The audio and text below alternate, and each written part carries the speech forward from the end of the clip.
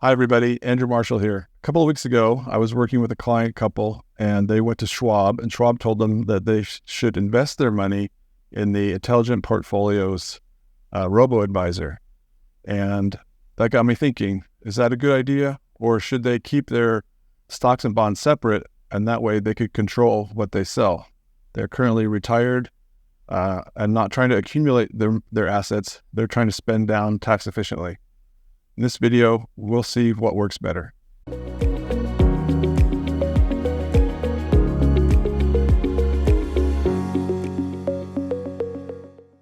So what we're comparing in this video is using either a robo-advisor like the Schwab Intelligent Portfolios, or using an all-in-one fund like the Vanguard Lifecycle funds, or Balance Fund, Wellington fund, those kind of things that automatically rebalance and keep a certain allocation.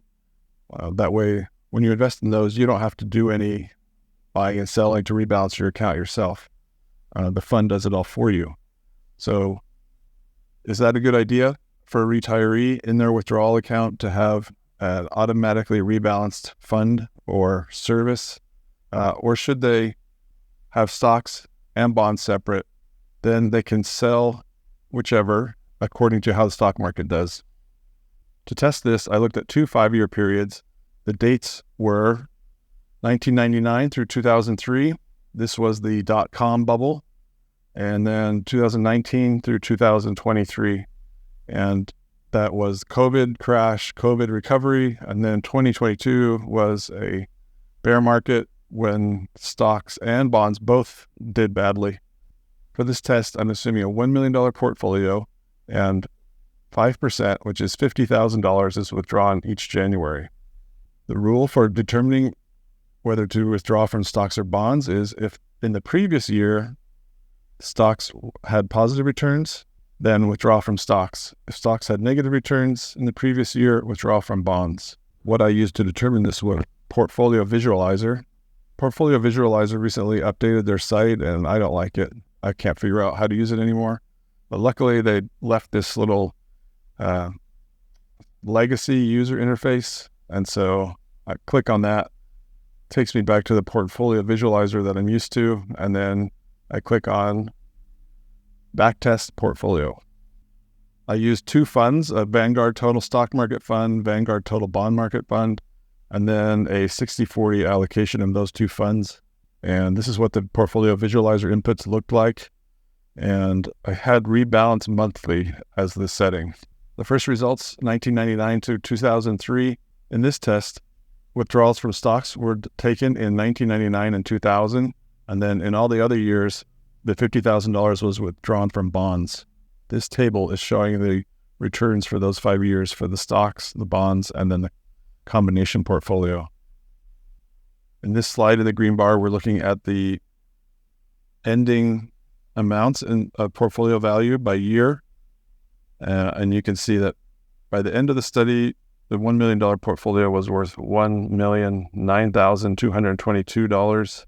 The 60-40 rebalance portfolio, or the fund that's automatically rebalanced, that ended with $891,066, which is 13.3% less than someone who was able to control what they sold. I think that's a significant difference. Now, the other time period, the withdrawals from bonds were done in 99 and 2023, and then in all the other years were from stocks. Here's what those returns look like. For the person who controlled their portfolio, $1 million at the end was $1,328,000. And then for the rebalanced automatically robo-advisor or all-in-one fund, it was $1,271,000. Not nearly as big a difference. The robo-advisor had 4.5% less. After 5 years, that's not significant. A lot of people pay their financial advisor 1% to manage their assets. In both studies, controlling what was sold created a larger portfolio. During the dot-com bubble, the difference was more significant, 13%. When the stock market was going up, it was only higher by 4.5%. Again, self-managing the investment in a withdrawal account, be it using an all-in-one fund or robo-advisor type of investing. So what if you have like 8 accounts and you're retired, you don't really want to manage 8 accounts? Well, one idea is that you could self-manage the account, your first priority withdrawal account, and then you could use an all-in-one fund or a robo-advisor in the other funds, or the other accounts, that you will withdraw from later. That way you only have one account to manage yourself, and you can let the rest automatically rebalance. That would leave you with very little ongoing management or investment work that you have to do. One thing to be aware of if you're using this type of withdrawal strategy where you withdraw based on the stock market performance in the previous year is that your stock and bond allocation is going to fluctuate from year to year. You're not going to be holding it at 50-50, 60-40, whatever your allocation was when you first retired. In these 2 tests, here's what the allocations did. In 99, the allocation was up to 63%, but then it dropped from there on after the dot-com bubble burst. It went all the way down to 43%.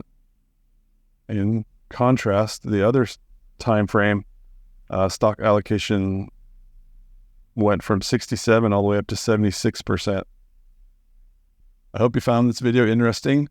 And please consider leaving a comment or subscribing to the channel. See you next time.